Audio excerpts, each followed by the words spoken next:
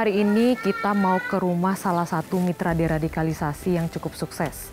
Seorang Tony Togar yang mengambil kesempatan kedua dan juga menjadi pribadi yang lebih baik setelah terlibat dalam terorisme. Inilah Life After Prison.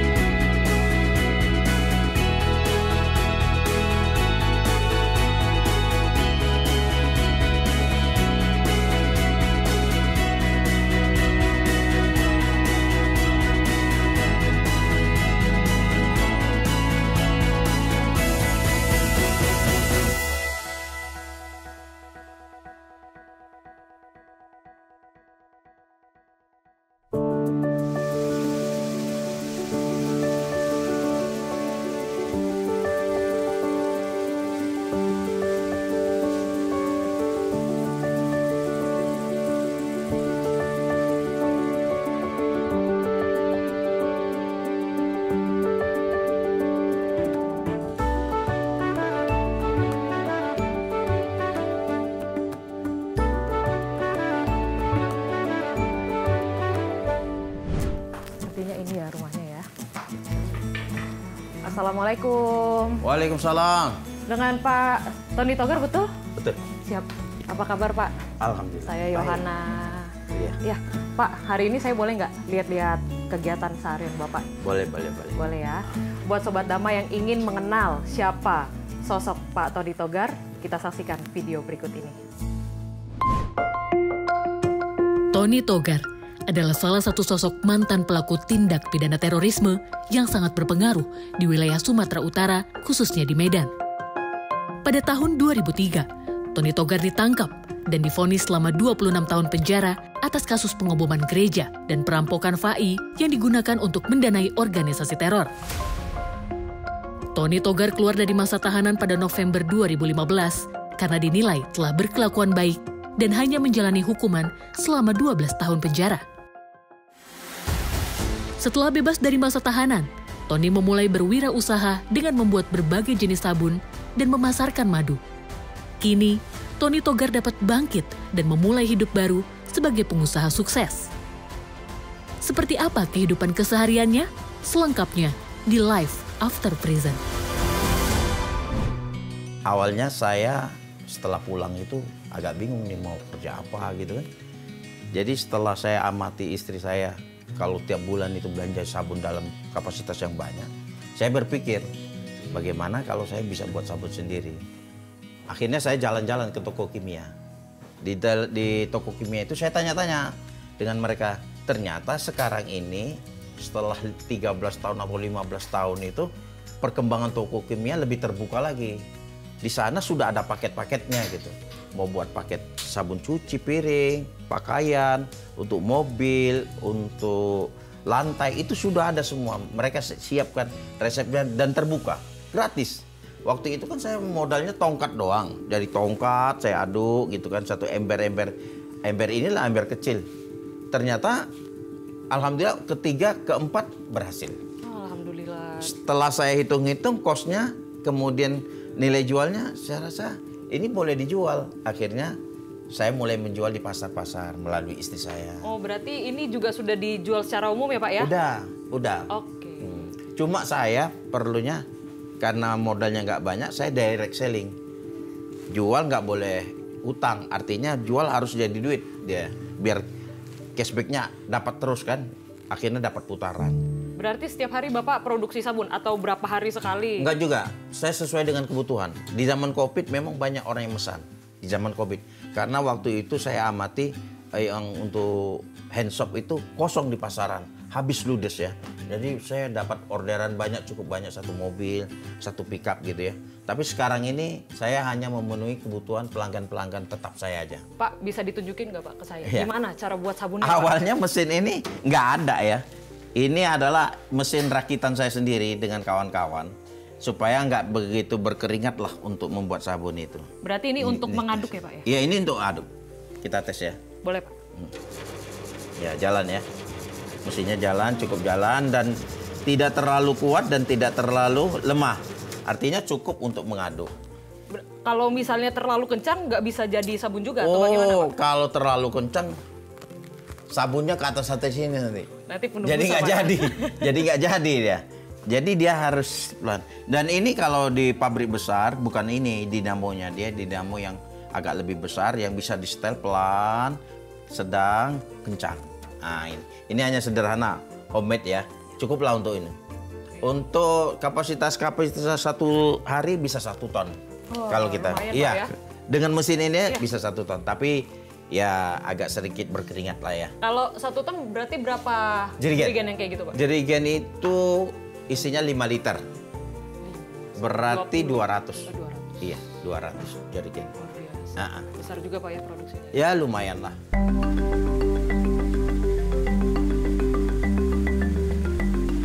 Ini untuk membuat busanya atau untuk apanya, Pak? Untuk buat sabunnya. Untuk bahan buat baku. bahan Iya. bakunya ya, boleh, Pak. Mungkin kita Nanti sebentar kita boleh. masukin. Yang kalau ada bahan sabun yang tepung, kemudian ada yang apa ini liquid begini, kita masukin yang tepung dulu supaya mudah hancurnya. Kadang ada bahan sabun itu yang tidak bisa hancur kalau dia sudah tercampur dengan kimia yang lain. Baik, kita masukin sodiumnya dulu. Pak, berarti ini bisa untuk buat semua jenis sabun itu ya? Maksudnya Boleh. nggak ada yang spesifik untuk sabun mandi, nggak boleh pakai bahan yang ini gitu? Apa ini bahan baku semua sabun? Bahan baku untuk sabun. Semuanya ya? Iya. Oke, kita nanti coba buat sabunnya. Sambil kita melihat Bapak Tony meracik kilo lagi. sabun-sabunnya, kita bantu Bapaknya sekarang.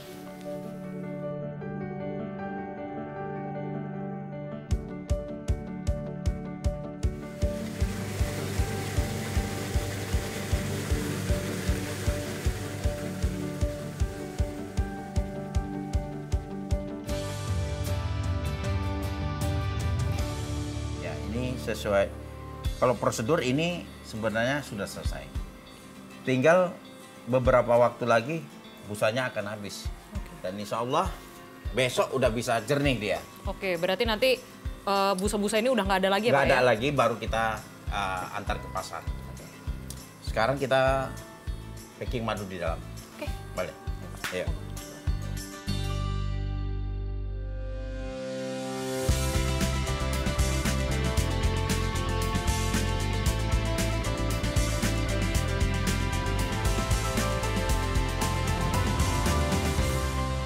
Nah, jadi selain punya usaha membuat sabun, Ustadz Tony juga punya usaha madu. Kita bisa lihat di sini dengan berbagai macam ukuran. Ini madu murni ya, Pak ya? Ya, madu murni. Terus ini sekarang kita mau ngapain, Pak? Jadi saya mau nunjukkan caranya bagaimana packaging. Secara teknisnya, setelah kita memilih botol yang bagus, kita cetak stiker yang bagus. Dan jangan lupa ada PERT-nya. Apa itu, Pak? Izin ya, izin untuk rumah tangga.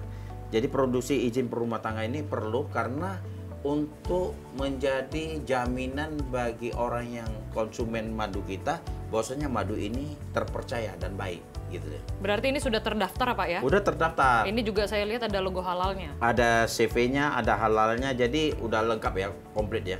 Udah layak untuk kita pasarkan. Jadi yang saya jual ini adalah madu-madu murni gitu. Hasil dari perut lebah.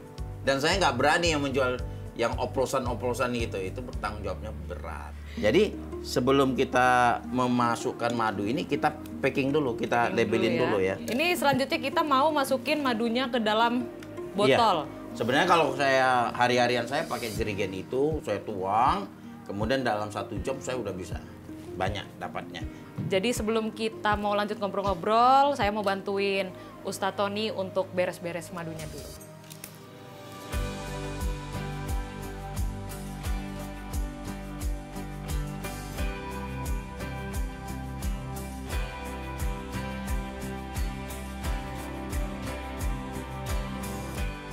Nah, jadi dari tadi kita sudah mengikuti kegiatan dari Ustadz Tony. Tadi kita sudah melihat proses pembuatan sabun dan tadi kita juga sudah ikut bantu-bantu Ustadz Tony untuk memasukkan madu ke packing-packing bentuk seperti ini. Nah, sekarang kita mau ngobrol-ngobrol lebih lanjut nih dengan Bapak.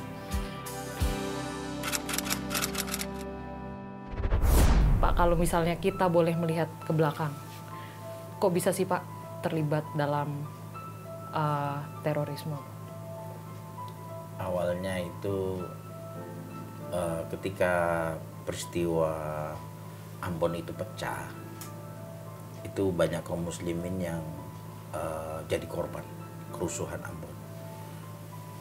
Saya didatangi oleh seorang teman mengajak saya untuk ikut partisipasi lah, memberikan bantuan. Bentuknya apa? Bentuknya melakukan aksi di kota Medan. Datanglah Imam Samudra Hambali ke sini memberikan penjelasan dan sebagainya. Nah, saya direkrut di sini sampai kita adakan aksi-aksi lah di sini. Pada saat Bapak terlibat dengan terorisme itu sendiri, Pak, istri pada saat itu ikut Bapak nggak? Atau enggak? Bapak nggak melibatkan sama sekali? Enggak melibatkan sama sekali. Anak istrinya saya libatkan. Kenapa, Pak? Tidak saya beritahu sama sekali. Ya itu rahasia saya. Dan saya tidak memberikan bocoran apapun dengan dia. Atau bisa menjadi, misal dia mendapatkan pistol saya, ketahuan saya bawa pistol. Enggak. Itu saya takut. Saya jaga betul. Sehingga mereka tidak tahu sama sekali. Kalau curiga-curiga mungkin curiga itu nggak tahu urusan kita ya. Tapi itu kan dia tidak pernah ungkapkan hal itu. Tapi gimana Pak pendapat Bapak tentang seperti misalnya pernah ada kasus teroris yang melibatkan keluarga gitu, anak, istri gitu, satu keluarga meledakkan bom. Gimana Pak pendapat? Kalau saya nggak setuju sih. Pak, kan kemarin kita sempat ketemu juga di Sentul. Bapak pernah main ke Sentul ya, ulang tahunnya Bapak Kepala BNPT Pak Riko. Bisa nggak Pak diceritakan kembali Pak, pertama kali pertemuan dengan Pak Riko gitu? Jadi awalnya tahun 2003 setelah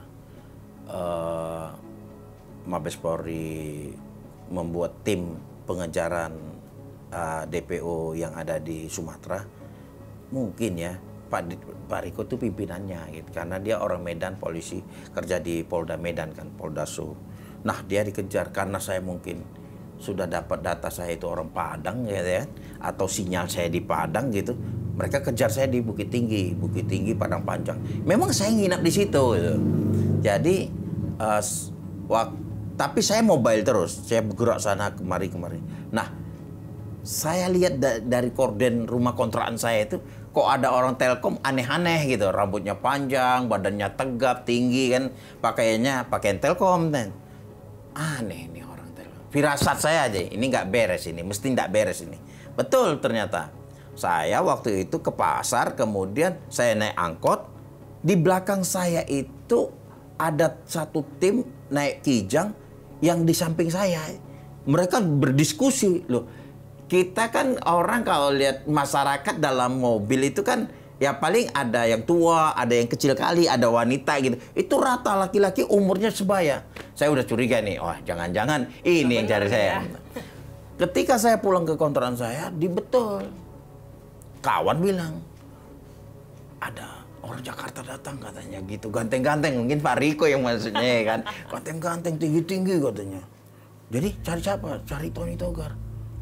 Siapa Tony Togar? Nggak tahu, aku pun nggak tahu bilang. Aku pura-pura nggak tahu lah kan waktu. Jadi kita nggak tahu tapi atur langkah untuk ini kan gitu. Akhirnya saya lolos waktu itu. Nah saya waktu itu entah ada apa gitu ya, saya menelpon teman saya di Bukit Tinggi. Saya tahu itu kalau telepon itu mungkin sudah disadap atau bagaimana ya polisi ya. Baru 5 menit saya datang ke situ dan saya udah geser tuh. Saya punya firasat mesti mereka ke sini. Bener, pas saya geser itu pas depan itu Satgasnya turun gitu dari mobil Kijang. Pas di depan saya, cuma saya di seberang, dia di seberang. Dia langsung masuk ke pasar cari saya. Wah, saya udah ini dia ini berarti. Saya lolos lagi. Nah, waktu itu ya namanya. Begitu juga di Bengkulu. Memang capek lah mereka yang kejar saya. Jumpanya itu di Pekanbaru. Oh, jadi ketangkapnya di Pekanbaru, Pak, di ya? Pekanbaru. Itu tahun 2000? Itu tahun 2003. 2003. Saya udah mutar-mutar kemana-mana itu ya. Mereka terus ngejar kita. Saya nggak tahu juga masih bawa HP, tapi HP itu karena saya matikan, sekarang saya hidupkan, kan gitu. Nah, di Pekanbaru itu, di Bengkulu saya jumpa juga dengan tim itu. Di Pekanbaru saya tanya. Saya masuk, saya tanya sama kawan saya. Gimana rumahmu? Aman nggak? Aman bang, katanya, kan gitu. Padahal saya mau melakukan aksi di Pekanbaru. Saya lagi masih mengumpulkan senjata, kendaraan, untuk melakukan aksi di sana. Jadi sebenarnya udah ada rencana, tapi karena ditangkap nggak jadi tuh. Iya, sebenarnya udah melaksanakan lolos gitu kan. Yang ada di Medan ini udah kita lakukan lolos gitu kan. Kan mereka nggak punya data saya sebenarnya. Data saya itu belum ada. Tapi mungkin sudah punya sinyal saya kan gitu. Jadi waktu di Pekanbaru saya bilang aman ini, aman katanya. Tidurlah satu malam di situ. Ya namanya kita lelah dari perjalanan ya pulas mungkin. Lah yang curiga saya waktu itu ada mobil kok lewat-lewat gitu kan. Tapi saya nggak ngintip di jendela. Jadi kalau orang itu udah DPO tuh rasa ininya tinggi ya, Pak, ya. Tinggi. Jadi waktu pagi itu sudah subuh, habis subuh kita mau beli sarapan, saya jalan-jalan ke kota untuk cari sarapan. Disitulah jumpa tim itu. Loh, tim itu nggak tidur waktu itu. Loh, lihat saya, loh itu dia lewat gitu. Mereka kejar saya nggak ngeh lagi kalau itu pernah jumpa di Bengkulu. Langsung mereka tabrak, langsung saya jatuh di paret. Oh, jadi Bapak ditangkapnya dengan cara ditabrak gitu? Iya, ditabrak. Terus, bukan, Pak, minggir Pak, gitu, bukan gitu. Itu namanya ngasih tumpangan, Pak ya? Terus begitu Bapak ditabrak, Bapak masuk paret, udah nggak ingat tuh Bapak pingsan atau gimana? Enggak, langsung ditodong, habis itu saya dibawa ke mobil, diikat, dilaban, dan sebagainya. Disitulah pertama kali juga pertemuan. Itulah pertemuan. Nah, mereka tanya identitas saya. Ya saya biasa aja lah identitas, tapi mereka sudah tahu semua aslinya siapa ini, samarannya siapa itu udah tahu semua. Akhirnya saya dibawa di suatu gedung, di situ saya interogasi. Jadi disitulah pertama kali Bapak punya hubungan baik juga dengan Bapak Riko sampai sekarang ya Pak ya? Iya gitulah kira-kira deh. Jadi punya kenangan sendiri lah saya sama Pak Riko itu.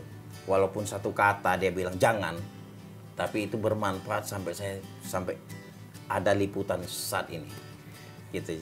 Jadi alhamdulillah saya udah menjalani 13 tahun, saya keluar dan kemarin baru jumpa dengan Pak Riko. Alhamdulillah. Sebelumnya juga waktu Pak Riko di Polda, saya bilang, saya jumpa. Pak, alhamdulillah Pak, udah bebas. Udah pulang Koton katanya kan gitu. Iya Pak, aku izinnya Pak. Mau kemana Pak katanya? Aku mau umroh. Jangan katanya. Nanti kok ke Suriah kata. Aduh Pak, kalau ke Suriah nggak ngelapor Bapak lah Pak. Gue bilang, nggak percaya aja. Dia bilang, aduh aku kan polisi katanya. Wajarlah aku apa usahamu katanya. Saya buat sabun. Nah, buat sabun lagi. Kimia? Iya Pak. Aduh, kau ini katanya. Ini betul sabun Pak, bukan sabun-sabunan ini. Ini betul-betul sabun. Udahlah, baik-baik ya. Gitulah kata Pak Riko. Oh, jadi sabun yang tadi kita buat, termasuk juga madu ini juga ada bantuan dari Pak Riko? Iya, Pak Riko itu? menginstruksikan kepada bawahnya untuk membantu saya dalam perizinan. Kan usaha-usaha yang ada di Indonesia ini kan harus ada izin biar legal dan pemasarannya jadi mudah. Iya, alhamdulillah. Pak, kan tadi berarti Bapak 13 tahun ya di dalam penjara. Setelah Bapak keluar, apa sih Pak rintangan yang Bapak hadapi? Sampai Bapak punya usaha sabun, punya usaha madu gitu Pak? Iya, rintangan ya. Sebenarnya ketika kita sudah pulang itu ada satu kekhawatiran. Itu kekhawatiran aja bagi saya. Apa sih usaha yang akan kita lakukan itu mestilah ya. Nggak mungkin kita sandarkan lagi sama istri yang sudah 13 tahun berjuang untuk bertahan hidup ya. Jadi saya mutar otak juga apa ya saya usahakan. Nah, saya dapat pada suatu saat istri saya pulang gitu kan. Pulang dari belanja terus nenteng bawaan, terus saya lihat periksa itu sabun. Loh, sebanyak ini sabun yang kita pakai untuk 1 bulan gitu. Saya berpikir bagaimana saya bisa buat sabun aja lah dulu daripada kita harus beli. Nah, saya memanfaatkan peluang itu. Akhirnya saya coba-coba, alhamdulillah 1 kali gagal, 2 kali gagal, 3 kali, insya Allah jadilah sabun. Baik Pak, ini sebelum kita menutup kegiatan kita hari ini Pak, Bapak punya nggak pesan damai untuk para penonton Life After Prison? Pesan saya, ambillah pelajaran dari apa yang kita lakukan. Jangan tidak ambil pelajaran. Artinya di kapanpun, dimanapun, orang giro Islam itu tetap mengajak kita untuk berjuang. Tapi bukan berjuang itu yang kita dilarang. Tapi berjuanglah di tempat yang tepat, di waktu yang tepat. Di balik sebuah proses tentunya ada rintangan-rintangan yang dihadapi. Tapi dengan semangat juang, pasti semua rintangan itu bisa terlewati. Seperti Ustadz Tony Togar yang sekarang menjadi pribadi yang lebih baik, membangun sebuah usaha untuk kebaikan banyak orang. Sampai jumpa di Live After Prison selanjutnya. Tolak kekerasan, tolak radikalisme, tolak terorisme.